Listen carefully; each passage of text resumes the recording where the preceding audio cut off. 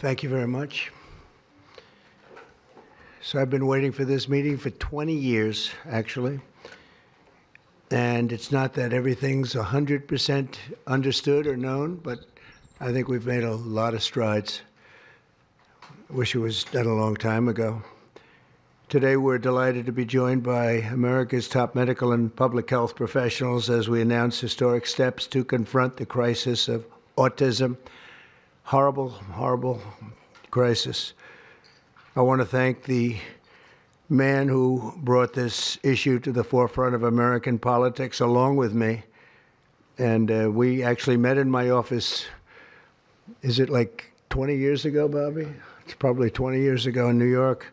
I was a developer, as you probably heard, and I always had very strong feelings about autism and how it happened and where it came from.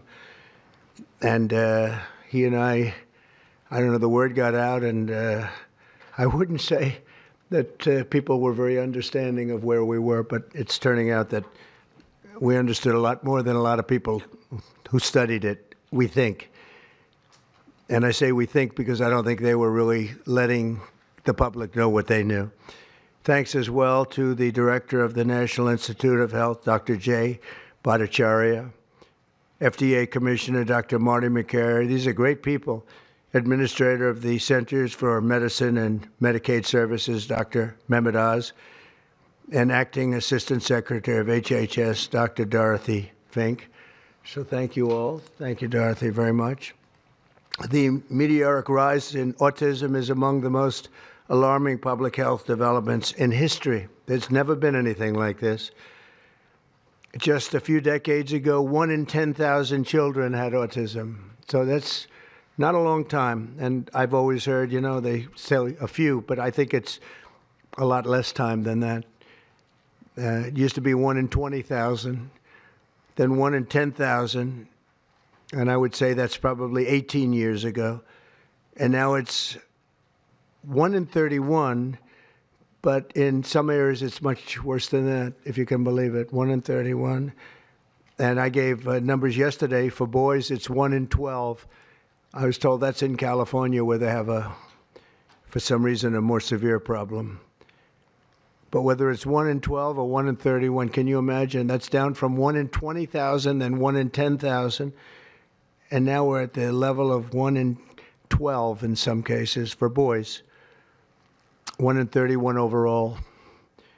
So since 2000, autism rates have surged by much more than 400%. Instead of attacking those who ask questions, everyone should be grateful for those who are trying to get the answers to this complex situation. And the first day all of these great doctors behind me were there, I told them this is what we have to find out. Because when you go from 20,000 to 10,000, and then you go to 12, you know there's something artificial. They're taking something. And by the way, I think I can say that there are certain groups of people that don't take vaccines and don't take any pills that have no autism. That have no autism. Does that tell you something? That's currently, is that a correct statement, by the way? There are some studies that suggest that, yeah, with the Amish, for example. The Amish, yeah, virtually. I heard none. See, Bobby wants to be very careful with what he says, and he should, but I'm not so careful with what I say. But you have certain groups. The Amish, as an example, they have essentially no autism. First, effective immediately, the FDA will be notifying physicians that the use of let's see how we say that. Acetaminophen. Acetaminophen. Is that okay? Which is basically commonly known as Tylenol, during pregnancy can be associated with a very increased risk of autism. So taking Tylenol is not good. All right, I'll say it. It's not good. For this reason, they are strongly recommending that women limit Tylenol use during pregnancy unless medically necessary. That's, for instance, in cases of extremely high fever, that you feel you can't tough it out, you can't do it. I guess there's that. It's a small number of cases, I think. But if you can't tough it out, if you can't do it, that's what you're going to have to do. You'll take a Tylenol, but it'll be very sparingly. It can be something that's very dangerous to the woman's health. In other words, a fever that's very, very dangerous, and ideally a doctor's decision, because I think you shouldn't take it. And you shouldn't take it during the entire pregnancy. They may tell you that toward the end of the pregnancy, you shouldn't take it during the entire. And you shouldn't give the child a Tylenol every time he's born and he goes and has a shot. You shouldn't give a Tylenol to that child. All pregnant women should talk to their doctors for more information about limiting the use of this medication while pregnant. So ideally, you don't take it at all. But if you have to, if you can't tough it out, if there's a problem, you're going to end up doing it. The other thing that I can tell you that I'll say that they will maybe say at a little bit later date, but I think when you go for the shot, you do it over a 5-time period. Take it over 5 times or 4 times, but you take it in smaller doses and you spread it out over a period of years. And they pump so much stuff into those beautiful little babies. It's a disgrace. I don't see it. I think it's very bad. They're pumping, it looks like they're pumping into a horse. You have a little child, little fragile child, and you get a vat of 80 different vaccines, I guess, 80 different blends, and they pump it in. So ideally, a woman won't take Tylenol.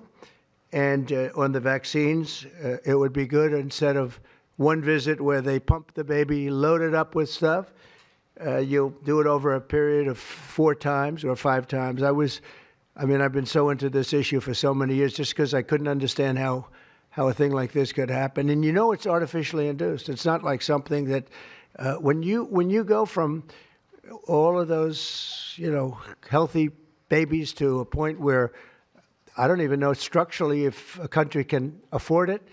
And that's the least of the problems. To have families destroyed over this is just so terrible. I also, and we've already done this, we want no mercury in the vaccine. We want no aluminum in the vaccine. The MMR, I think, should be taken separately. This is based on what I feel, the mumps, measles, and the 3 should be taken separately. And it seems to be that when you mix them, there could be a problem. So there's no downside in taking them separately. In fact, they think it's better, so let it be separate. The chicken pox is already separate, because when that got mixed in, I guess they made it 4 for a while, it really was bad. So they make chicken pox. Individually, they're okay. When you mix them, something maybe happens.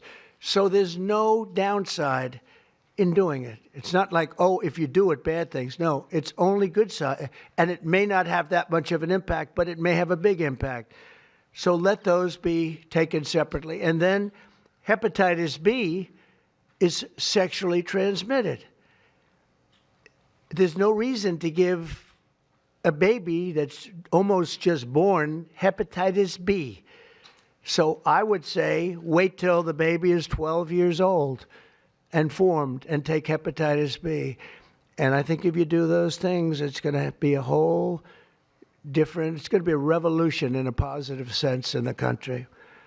The FDA will be updating the label of an existing drug to reflect potential benefits in reducing some autism symptoms. This gives hope to the many parents with autistic children that it may be possible to improve their lives. That's one of the things that I'm very, very happy about. I mean, this was mostly going to be on how not to have the child affected, but we've learned some pretty good things about certain elements of genius that can be given to a baby, and the baby can get better, and in some cases maybe substantially better. Not going to be easy, but be a lot easier if it didn't happen in the first place, as these great parents fully understand, right? They fully understand. I feel so terribly for. I have so many friends with autistic children. It's a tough situation. Finally, to help reach the ultimate goal of ending the autism fever, the NIH will be announcing 13 major grant awards from the Autism Data Science Initiatives.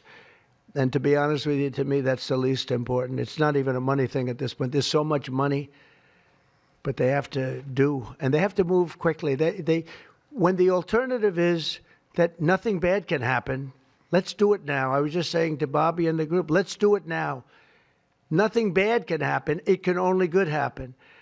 But with Tylenol, don't take it. Don't take it. And if you can't live, if your fever is so bad, you have to take one because there's no alternative to that. Sadly, first question, what can you take instead? It's actually, there's not an alternative to that.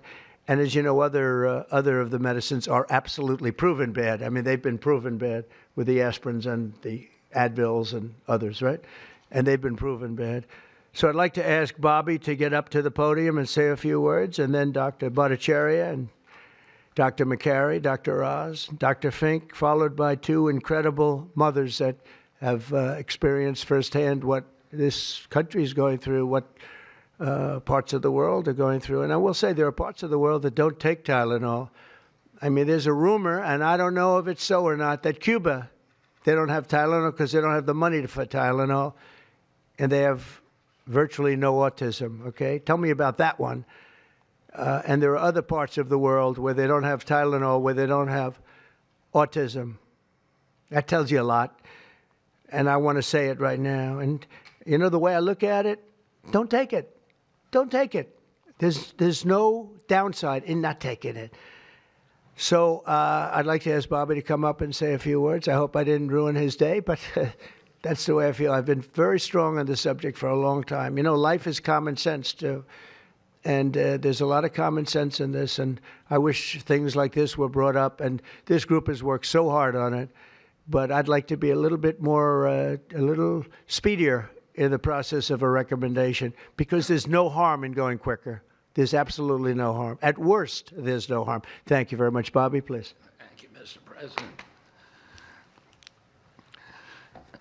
To meet the President's challenge, I ordered HHS to launch an unprecedented all-agency effort to identify all causes of autism, including toxic and pharmaceutical exposures. At President Trump's urging, NIH, FDA, CDC, and CMS are turning over every stone to identify the etiology of the autism epidemic and how patients and parents can prevent and reverse this alarming trend. We have broken down the traditional silos that have long separated these agencies, and we have fast-tracked research and guidance. Historically, NIH has focused almost solely on politically safe and entirely fruitless research about the genetic drivers of autism. And that would be like studying the genetic drivers of lung cancer without looking at cigarettes. And that's what NIH has been doing for 20 years. As a result, we don't have an answer to this critical question, despite the cataclysmic impact of the epidemic on our nation's children. We are now replacing the institutional culture of politicized science and corruption with evidence-based medicine. NIH research teams are currently testing multiple hypotheses with no area off limits. We promise transparency as we uncover the potential causes and treatments, and we will notify the public regularly of our progress.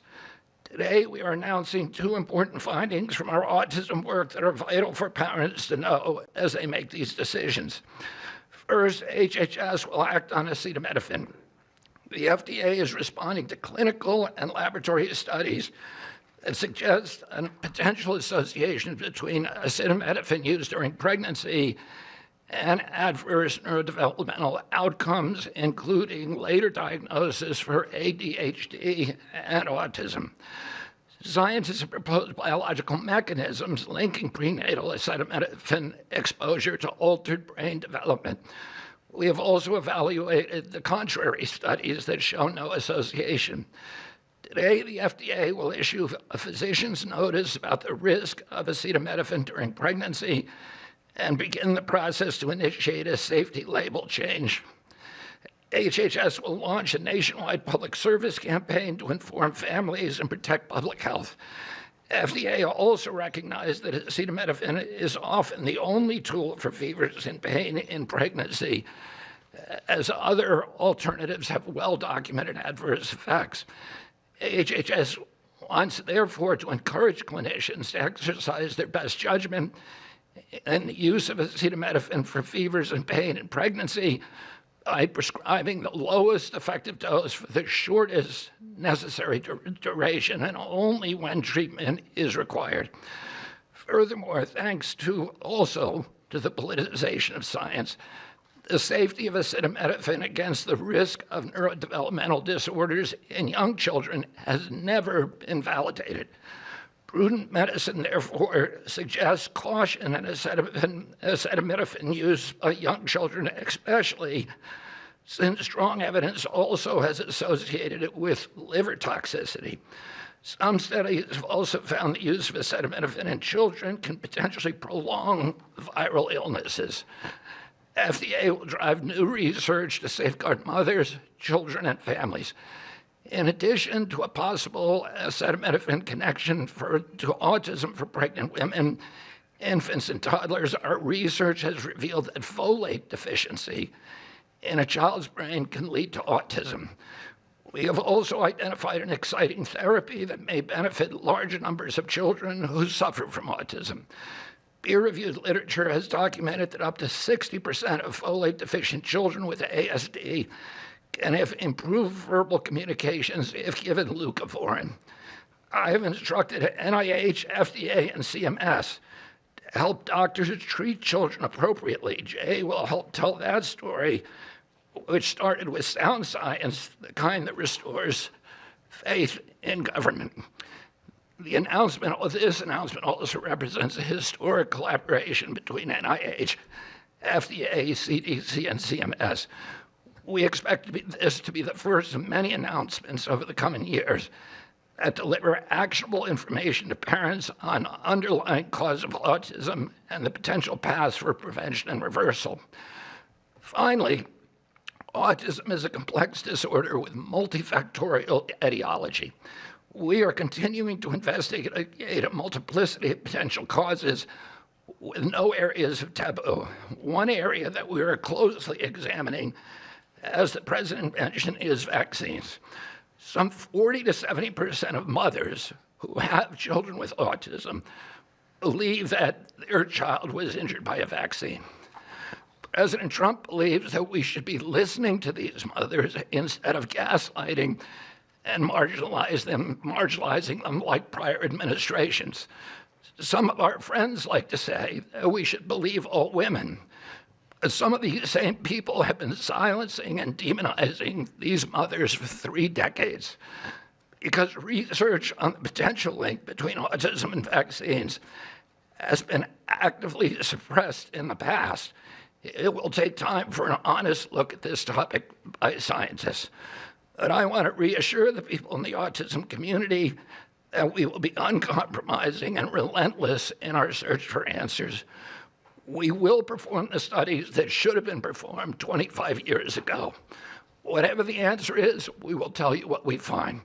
We are researching this issue to all 3 agencies. Jay will discuss one of our research initiatives at NIH.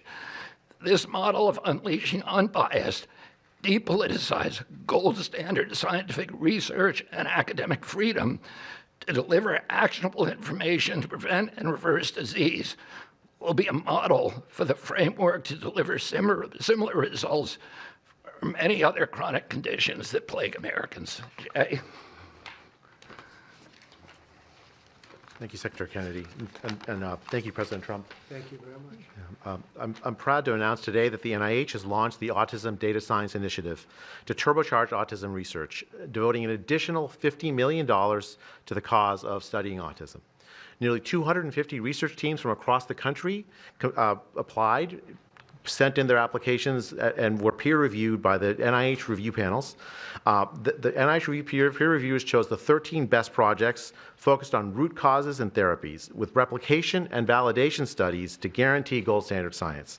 The studies feature a new kind of science called exposomics, where scientists consider environmental and medical factors, nutrition, events during pregnancy, in combination with biology and genetics to answer vital questions about autism. Science like this, conducted in partnership with families and physicians, is the best way to arrest and reverse the autism epidemic.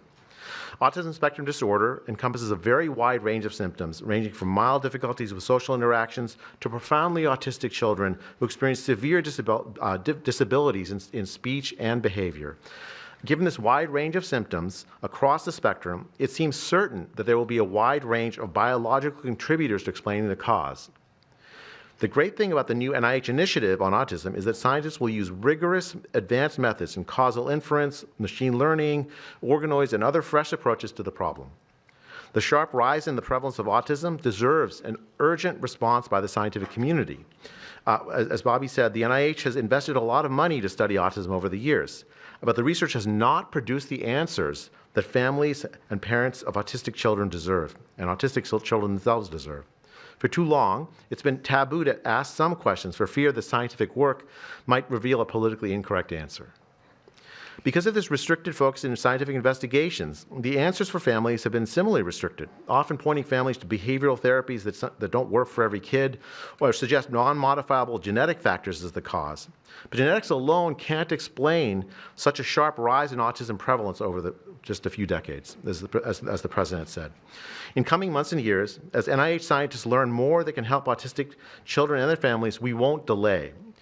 Like scientists often like to do, I can say as a scientist myself, it's really tempting to delay, but but in face of a problem like this, you have to move fast. But we will not delay before telling American people about what we find, and we will win the public trust with transparency and rigor.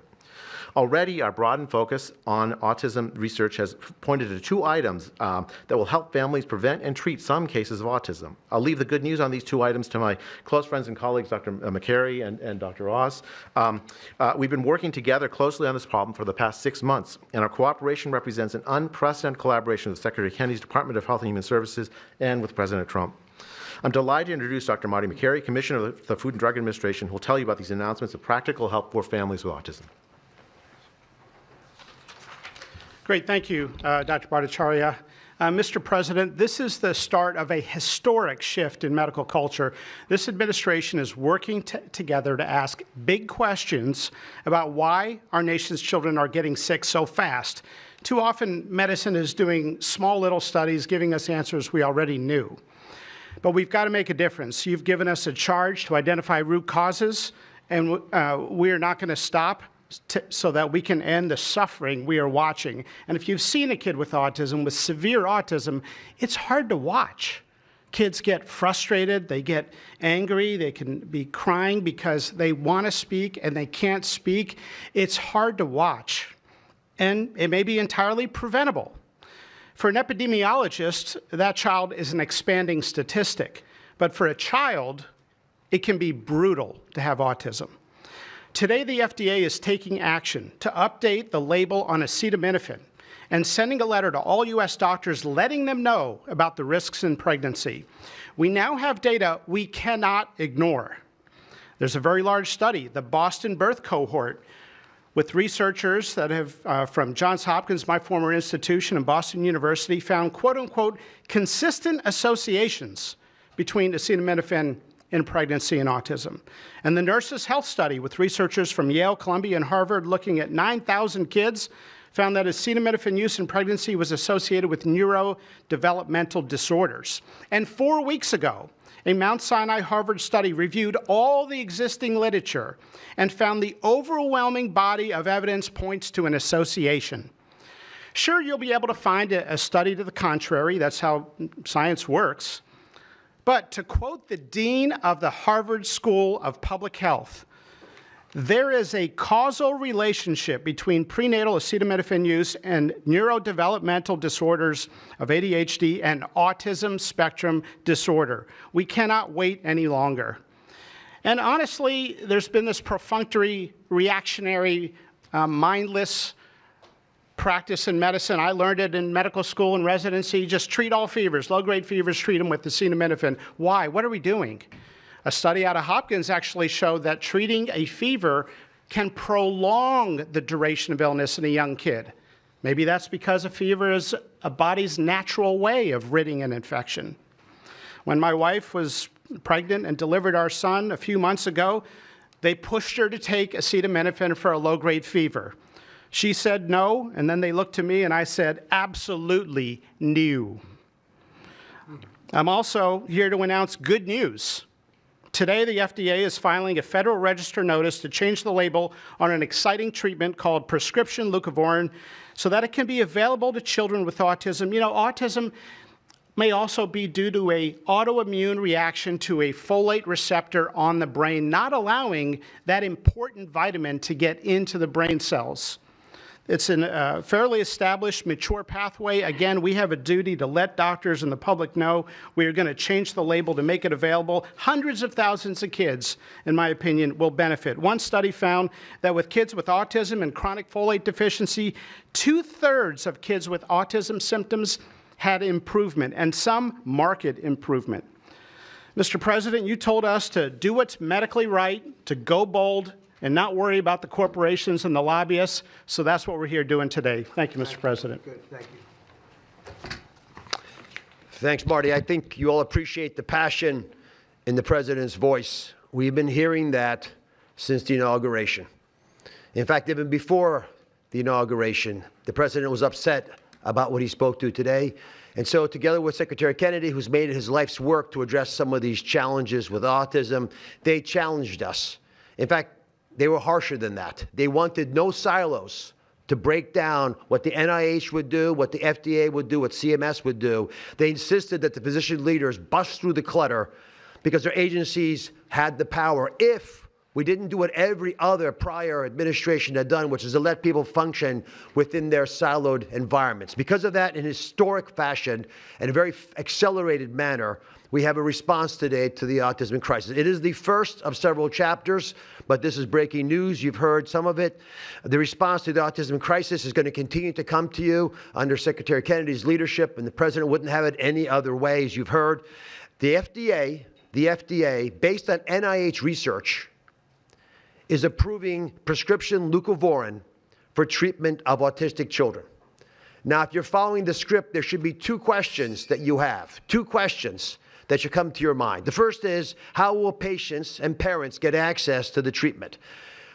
I'll tell you how. Over half of American children are covered by Medicaid and CHIP, government health insurance, over half. And therefore, because they're covered in Medicaid and CHIP, upon this label change by Marty, state Medicaid programs in partnership with CMS will cover prescription leucovorin around the country. It's yours, but you have to go to a doctor to get a prescription because they know your child, they know you, and they know the medication.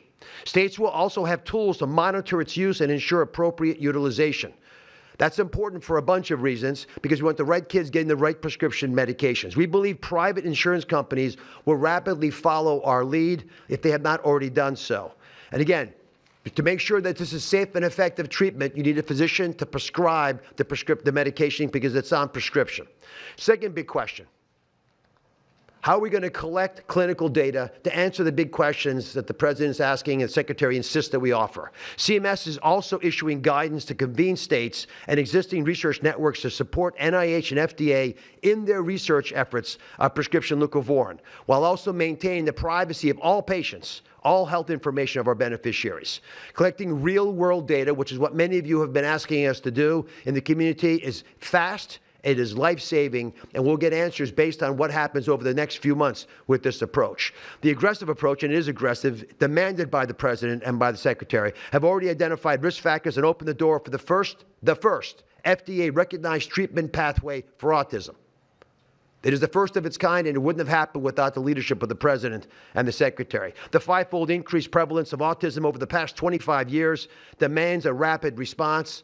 The average clinician, researcher, we spoke to many, thought it would take 5 years to get this data. Parents are unwilling to wait 5 years. The President is unwilling to wait 5 years for these results. So the President and the Secretary are acting today with this tri-agency move. The administration's bold actions investing in groundbreaking research follow the science, They restore trust, which has been lacking, and they will change the trajectory for millions of American families. Mr. President, God bless you for being brave. Thank you very much. So let me introduce Dr. Fink, who's acting administrator, and after Dr. Fink, we've got some wonderful women, Jackie and Amanda. If, I know it's going to be tough, but if you can make some comments about this historic day. God bless you. Thank you, Mr. President, for this opportunity to speak with all of you today. As a pediatrician and mom, I am here today to talk about what this announcement means for the millions of moms and dads who are faced with the choice of whether to take acetaminophen during pregnancy. It's hard to hear information that challenges the status quo. We are sharing this information not to confuse, but to empower parents to make the best choices when taking medications during pregnancy. We are all concerned about the rising rates of neurodevelopmental disorders, including autism. President Trump and Secretary Kennedy are dedicated to radical transparency so that patients have the best, most up-to-date information.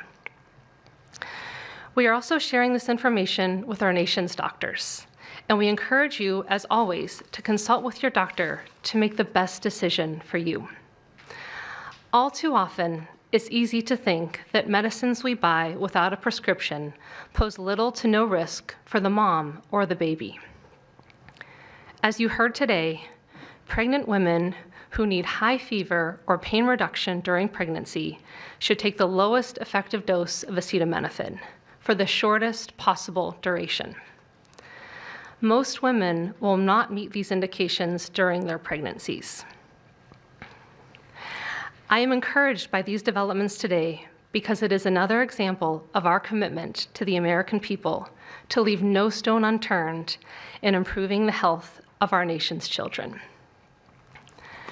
Next, I'm going to turn it over to some incredible mothers who are going to share more about their stories, and we're so grateful to have you here today.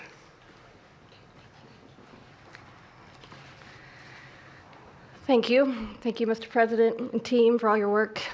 This is an historic day, and I'm thankful to be here. I have a son who's 5 who is profoundly autistic, and you've probably heard if you've met one autistic child, you've met one autistic child. It's a spectrum, which I don't think the spectrum is helpful, but that's another conversation. He is an amazing little boy, a blessing from God. He's marvelous. He can count to 1,000. He knows all of his letters and the sounds they make and a word for each one. But he also has a lot of obstacles. He is nonverbal. He can say those numbers and letters, but there's no communication. Unless you've lived with profound autism, you have no idea. You have no idea. He, like you said, he will get frustrated because he can't speak. It's not even that he can't speak. Sometimes he just doesn't understand what I'm saying. He understands the word no, but he doesn't understand the why behind the no. And that's a huge part of discipline. That's the discipline. So it's very hard to discipline a child with autism, so you have these behaviors. And it's a very hopeless feeling. It's very isolating being a parent with a profound autistic child. Even just taking them over to your friend's house is something we just don't do because, again, they're going to be met with no, no, no, and no understanding of why. And then there's a meltdown. And then you're in a situation where you're just helpless and you're just trying to protect your kid. So it's just better not to do it. You learn your limits, and it's been really hard. This is amazing that we're here today. And no one has been able to point to anything to say this is what caused it. And you can't point to that and say it didn't cause it. I have no idea. I'm completely open. I'm not blaming anything, but I'm open to the discussion and the fact that there's work being done to find answers. I'm very grateful. I was already excited to vote for Mr. Trump anyway, Mr. President. But when we got word of RFK doing his work, I was ecstatic. I could not wait for this work to be done, that somebody would try to find us some answers. I'm just very grateful. I pray for my son every day and hope that he can get the help that he needs. And just thank you. Thank you. Thank you very much. Thank you, Donna. You take care of yourself.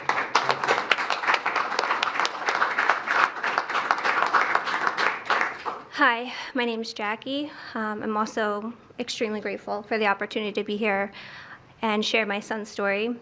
My son is Eddie. He's 11. He's on the opposite end of the spectrum from what Amanda just explained. He's considered high functioning. He was not always high functioning. He was nonverbal till the age 4.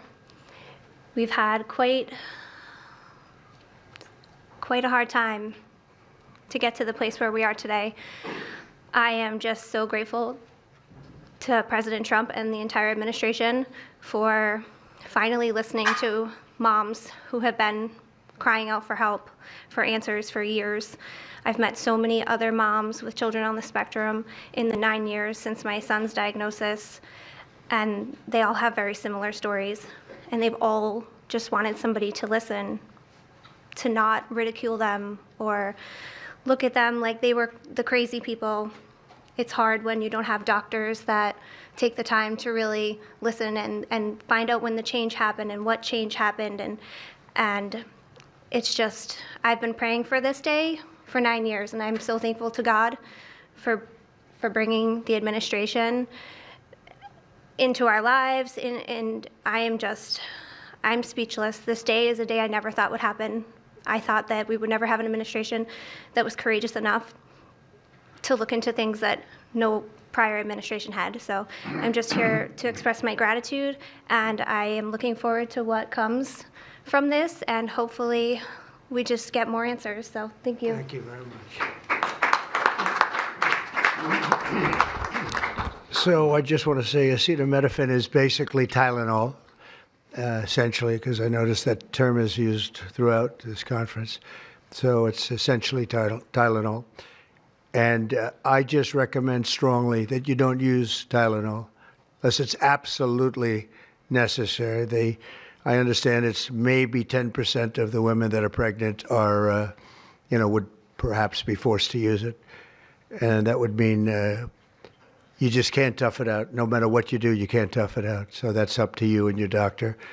But there's a very strong recommendation, maybe stronger from me than from the group, because they're waiting for certain studies. I just want to say, I want to say it like it is. Don't take Tylenol. Don't take it. If you just can't, it's fight like hell not to take it. There may be a point where you have to, and that you have to work out with yourself. So don't take Tylenol. Other things that we recommend, or certainly I do anyway, is, and it's so important to me to see the doctor 4 times or 5 times for a vaccine. Don't let them pump your baby up with the largest pile of stuff you've ever seen in your life going into the delicate little body of a baby. Even if it's 2 years, 3 years, 4 years, you just break it up into, I would say 5, but let's say 4 visits to the doctor instead of 1. And certain things I think you should do. We've already taken out and are in the process of taking out mercury and aluminum now. You know what mercury is. You know what aluminum is. Who the hell wants that pumped into a body? And there were rumors about both of them for a long time. But we're having them taken out. We're having them taken out of the vaccines. Hepatitis B, again, that's sexually transmitted. And we think you should wait. I think you should wait till 12. I'm making these statements from me. I'm not making them from these doctors, because when they talk about, different results, different studies, I talk about a lot of common sense. And they have that too. They have that too, a lot. But I recommend the hepatitis B. Take it at 12. Sexually transmitted. You don't have to give it to the baby when the baby's 2 years old. And there are a lot of theories on that, but not when they're 12. Doesn't seem to be a problem at all. The MMR and the chickenpox. Chickenpox has already been broken out. It's a singular shot. But the MMR is not. And I've heard for years that there's a problem with it. But they say that there's no problem if you do each shot separately, not put together. So an MMR, go out and do it separately. Don't take Tylenol. Don't give Tylenol to the baby after the baby's born. Every time the baby gets a shot, the baby gets a shot. They say, here, take a cup of Tylenol. I've heard that for years. Take Tylenol. Don't take Tylenol. Don't have your baby take Tylenol. Now, Tylenol is fine for people that aren't pregnant, that aren't in the situation that we're talking about. One very specific situation. If you're pregnant, don't take Tylenol. When you have your baby, don't give your baby Tylenol at all, unless it's absolutely necessary. Don't do it. Break up your visits to the doctors. Break them up. Do it in 5 if you can. Now, it's inconvenient. It's inconvenient. Oh, you got to have to go back another year later. You're going to go back each year for 4 years, 5 years, 3 years. Just break it up. Break it up, because it's too much liquid. Too many different things are going into that baby at too big a number. The size of this thing, when you look at it, it's like 80 different vaccines and beyond vaccines, and 80. Then you give that to a little kid. I mean, I can tell you that I had a woman who worked for me, a beautiful, wonderful woman, worked in Trump Tower, and she had the most perfect child. Beautiful. Just perfect. And I remember this little blonde-haired boy running around the lobby of Trump Tower, so healthy and so vibrant. And I said, that's great. One day I came in and she was crying her eyes out behind the counter. She worked at the front desk. She was crying her eyes out. I've never, as much as I've ever seen anyone distraught, she was. I said, are you okay? What happened? My boy, I've lost my boy. What does that mean, your boy? My boy, you know him, sir. You've seen him grow up. He was so beautiful. And I took him for a vaccine, sir. And he developed this unbelievable, I think she said 107, 108. You know, it goes well beyond when this happens. It goes up to 106, 107, 108. You know, we hear 105 and you're in trouble, but it just goes up to a level that you never hear about, but it goes up very high. And it's fried. They get fried. She said, I took him, he developed an unbelievable temperature. And I've lost him, sir. He's gone. And then I saw the boy. It was so tragic to see. That was the following day. That was the following day after the vaccine. And I've seen it 2 other times, and I think 3 other times, but 2 other times, where they go to the doctor and they get the vaccine, they get the shot. The kid is, badly hurt. Let's be nice, badly hurt. And just do it. Break it up into 5, break it up into 4, break it up into 3 if you have to, but go to the doctor 4 times instead of once, or 5 times instead of once. And for some reason, they insist that you put it all into the body, and maybe that's the drug companies that make more money that way. Maybe it's the doctors because they don't want to be, doing this so much. Maybe it's the doctors. They get maybe more money. Who the hell knows what it is? Don't do it. Get them broken into 4 or 5 visits. Do it 4 or 5. That means you have 20%, 25% what you're putting into the baby's body. It can only help. It can only help. And the other things I told you about, just the word tough it out. It's easy for me to say tough it out, but sometimes in life with a lot of other things you have to tough it out also. Don't take Tylenol. Don't give Tylenol to the baby. When the baby's born, they throw it at you. Here, give him a couple of Tylenol. They give him a shot. They give him a vaccine. And every time they give him a vaccine, they're throwing Tylenol. And some of these babies, they're long born, and all of a sudden they're gone. And it doesn't hurt not to do it. It doesn't hurt. There's no downside. There's no downside at all. And break up MMR. Break it up. It's practically a known fact that if you break it up, you're not going to have a problem. But for years, we've been hearing how bad MMR is as a combination. And I'm very happy that you broke out chickenpox, because that was really a problem. And there are other things. It's interesting because there are other things, we were talking about it, other different drugs, pills that you take that we know are so bad and they don't take them anymore. But for some reason, with this, they keep taking it. Don't take Tylenol. There's no downside. Don't take it.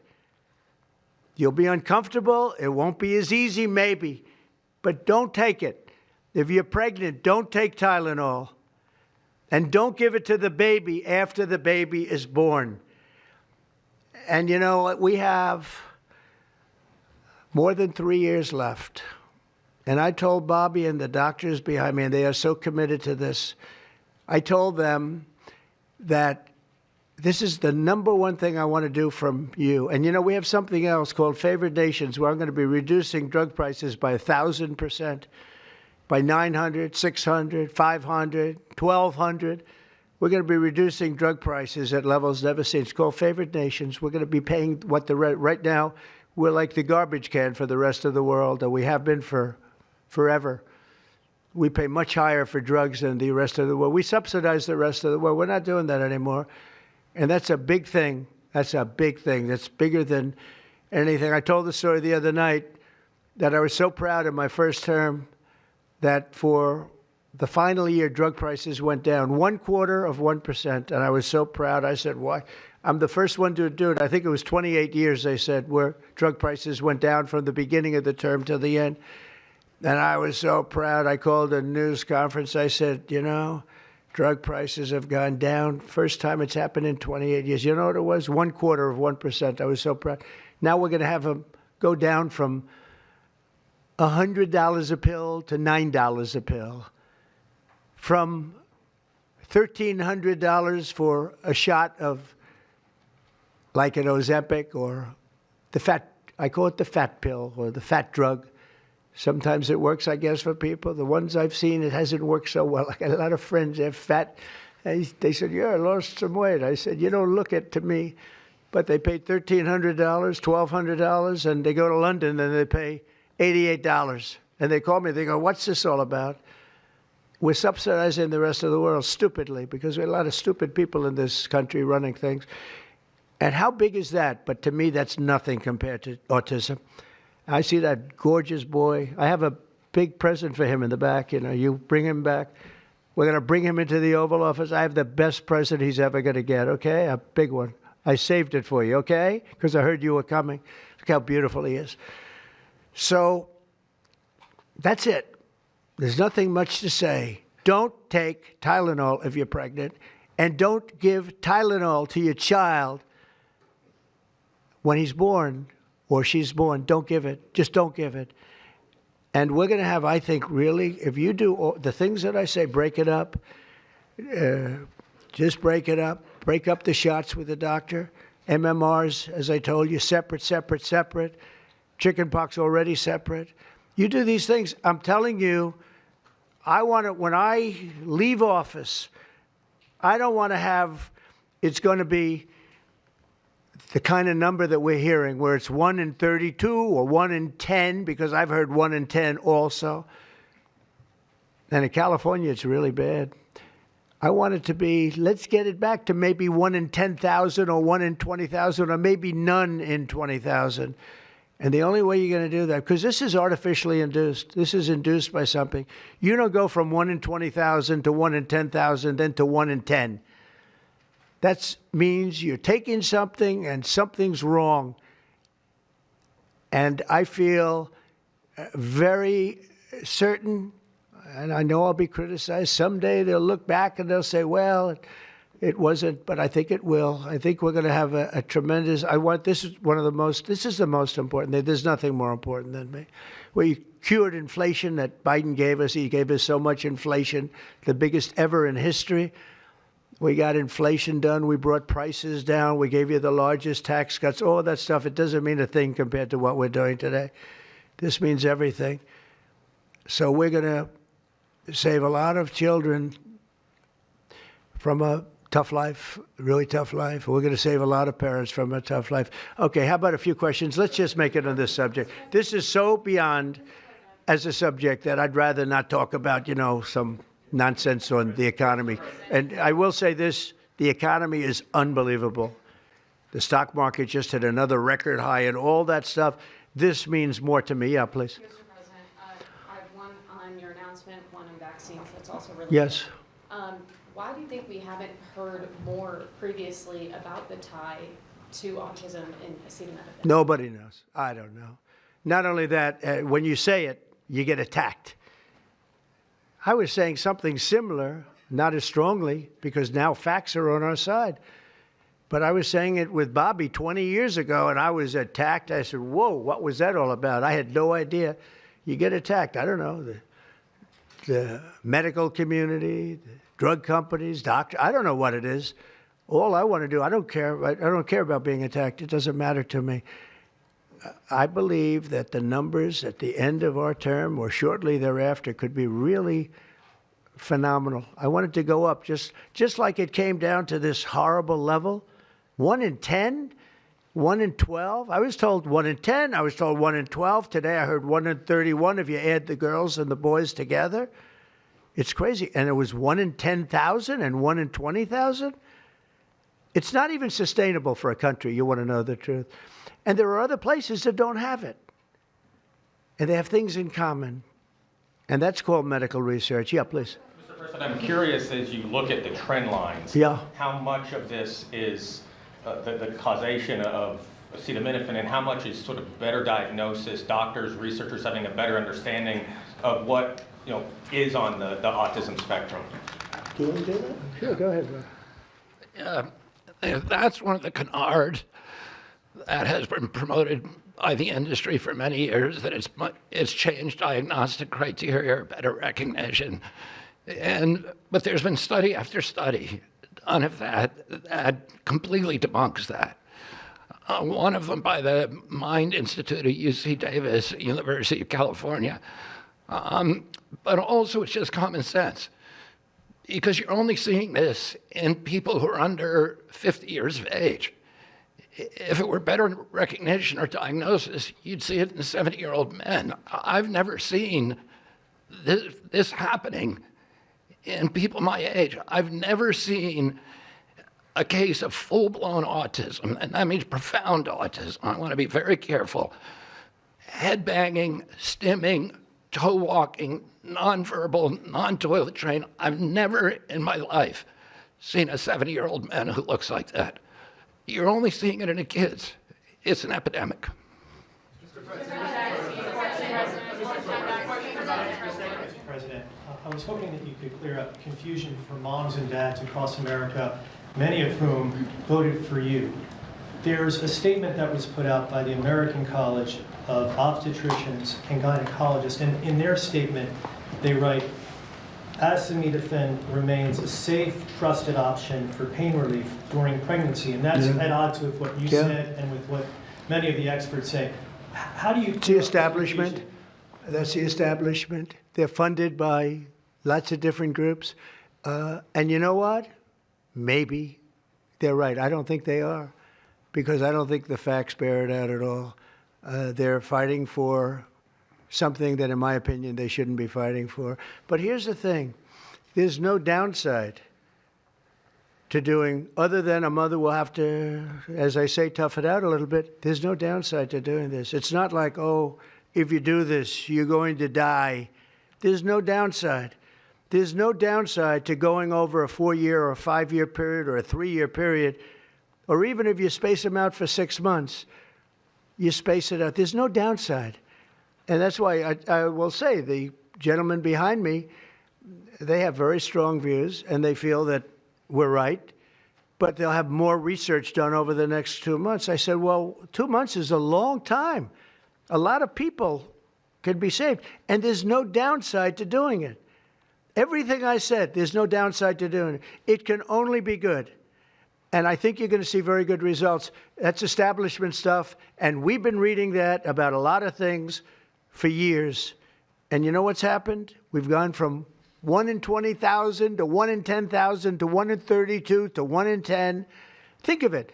1 in 10 or 12 or 1 in 31. Think of it.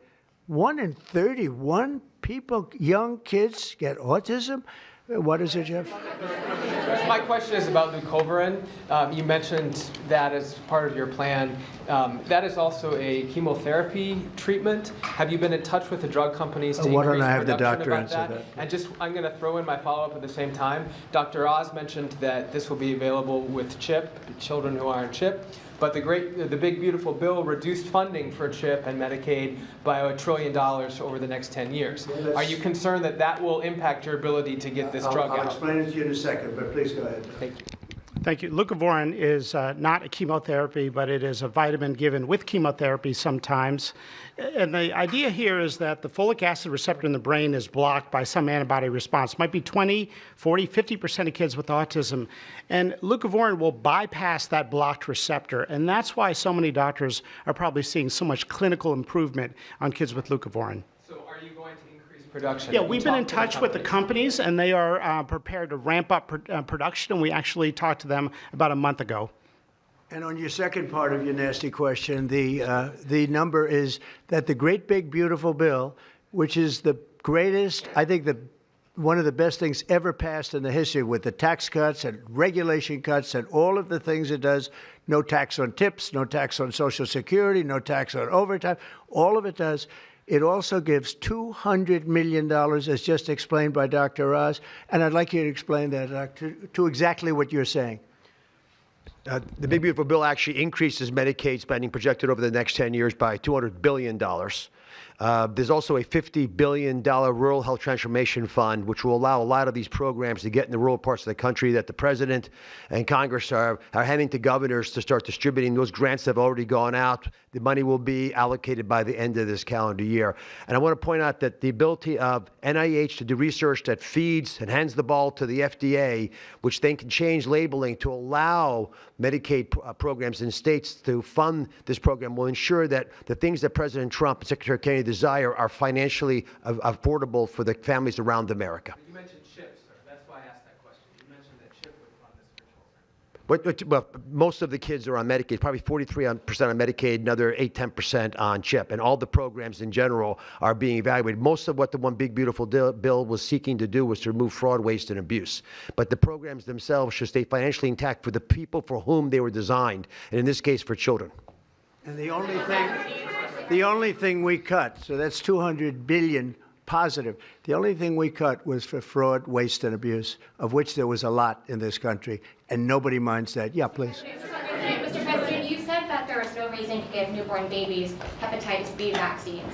But hepatitis B can be contracted not just through sexually transmitted diseases. It can come from needles to open wounds. So when you say you feel, is that appropriate to be telling? I think it's absolutely appropriate. I think they should wait till they're 12 years old. Yes, please. You've been talking about reducing autism by spacing out vaccines. Would you like other combined vaccines babies receive to be spaced out like MMRV? What is this again? You've been talking. Speak up, please. You've been talking about reducing autism by spacing out vaccines. Right, correct. Would you like the other combined vaccines babies receive to be spaced out like MMRV? I would say yes, but that just is, for me, it's a lot of common sense involved in this. It's a process, but we're looking, but it should at least be given separately. Now, it's possible that you can reduce them and I'd give them in small doses, but it's possible maybe in that particular case, the MMR wouldn't work in small doses, but you can certainly give them as separate shots. It's been proven to be very safe when you give them in separate shots instead of mixing.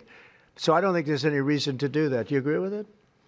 I'm not a doctor, but I'm giving my opinion. I don't think there's any reason to do that. So it's been proven to be safe when you break them up. But MMR by itself, I've heard bad things about it for many years. Yes, please. Mr. President, is the spectrum too broad, in your opinion? For research purposes, you are dealing with a population of children who might have social boundary difficulties, and then you have children who are, going to grow up to be adults in diapers. I mean, what do you think? We don't know how broad the spectrum is. We don't know exactly where it starts and where it ends, but we do know what we're going through. We're going through some very serious trouble, and we know autism. I mean, it could be bigger, it could be small, a little bit smaller, but the number is unacceptable. And the number, the way it's come down, because the spectrums remain the same, the number, the way it's come down is just unacceptable, meaning come down to that level of 1 in 10, 1 in 12, 1 in 31. Go ahead in the back. President, this question is more directed towards Secretary Kennedy. It was talked about that we're just kind of finding out about the fact that babies are affected this way. Is there a concern that information is being suppressed right now within HHS, and could an investigation perhaps be launched? Well, I think information has been really not given out very freely over the years, absolutely. And I think that's by drug companies and maybe doctors, but I certainly think that over the years. I think this is a different group. We have a lot of information. And that information, I mean, it's the information that we have that we're making these statements. And I'm making them out front, and I'm making them loud, and I'm making them strongly not to take Tylenol, not to take it. Just don't take it unless it's absolutely necessary, and there's not too many cases where that will be the case. And again, what's the worst? The worst is nothing can happen. It's very positive. That's a positive thing. But I don't believe I don't actually believe that's possible. I think the results are going to be amazing. I want to see amazing results by the time I leave this beautiful building. And I will consider this, I believe, with the wars, I've stopped 7 different wars. I've saved millions of lives. I've done a lot of things. This will be as important as any single thing I've done, because I know ladies, beautiful ladies just like this that are going through the same thing. And it's not easy, and I admire you for being able to do it. But I admire him, too. I wish I had a face that looked like that. If I looked like him, I would have been president a long time ago. Is widely used in other countries, too. As you make this announcement, do you expect your decision may affect I hope they follow it, yeah. I hope they follow it. Yeah, other countries are, sell Tylenol. Some countries don't. I mean, I hear Cuba. Now, again, you'll have to check this out. But I hear Cuba doesn't have it because it's very expensive. And they don't have the money to have it, or they don't want to spend the money to have it. They don't have Tylenol. And I hear they have essentially no autism. So you'll have to check it out. Yeah, Brian, please. Medical professionals have warned. No. I said, no, not you. You're CNN. You're fake news. Go ahead, Brian. I want to go back to the Amish community, if I can, just for a second. I recently saw a man from Minnesota, an Amish man from Minnesota, on a podcast, and the host asked him what the rates were for like ADHD and autism, and he had no idea about ADHD, didn't know it existed, and certainly didn't know of any cases. It doesn't exist with the Amish community, and they don't take all of this junk. It doesn't exist. That tells you, doesn't that tell you? That's like, that's like certain countries where it doesn't exist and they don't take it. Would you like to make a comment about that, Mark? The Amish population, a very mixed group. So there's a subset that take vaccines, a subset that does not. And we know they have very low rates of chronic disease all across the board. Please. President, should the establishment media show at least some openness to, trying to figure out what the causes of autism are? I wish they would, yeah. And why are they so close-minded? Well, look, it's not only the media, in all fairness, it's some people. When you talk about vaccines, they go crazy. And, I'm a big supporter of vaccines. I got a certain vaccine approved in 9 months that would have taken from 5 to 12 years. I'm very proud of it. A lot of people think it was one of the greatest things I've done, and some people think, mostly Republicans actually, I'll tell you, the Democrats think it was, they think Operation Warp Speed was one of the greatest things any president has done, any president. It's, we're very proud of what happened. We got hit with something that came from a place that shouldn't have happened, but it did happen. Those things take place, and you're very unpleasantly surprised. But no, I'm a big believer in vaccines. The polio vaccine, big believer in vaccines. I know Bobby and you guys have it out a little bit, but he's a believer in vaccines too. But I've seen how great vaccines can be, how incredible they can be. So I'm a believer. Yeah. Yeah, please. Your comments you made about MMR and hepatitis B, I know you said those were your suggestions, but have you spoken with Secretary Kennedy about actually making those changes? I have, yeah, I have. I've spoken to all the doctors about it, and doctors that are not here right now. I've spoken to many doctors about everything we're talking about. And, you know, the Tylenol has started to be spoken of over the last period of time, but we've been doing the research. A lot of what they've been speaking about comes from right here by research done by these people. And I just say it again, don't take Tylenol. Don't take it. And don't give it to your child after your child is born. And do all those other things, little things, just spread out your visits, et cetera, on the vaccine. And I want to thank everybody. This is a very important day. Thank you very much.